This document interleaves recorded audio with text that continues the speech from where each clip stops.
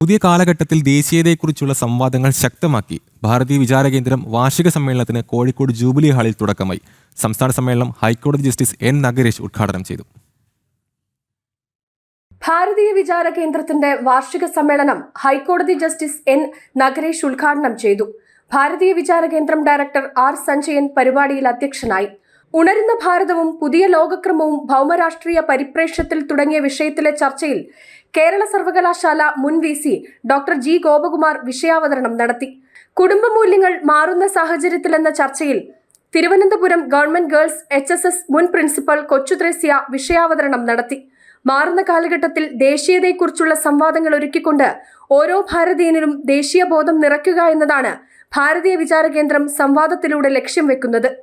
കേരളത്തിലെ മാറി വരുന്ന പൊളിറ്റിക്കൽ സാഹചര്യം ഭാരതീയ വിചാര കേന്ദ്രത്തിൻ്റെ പ്രവർത്തനത്തിന് ഏറെ കരുത്ത് പകരുന്നതാണ്.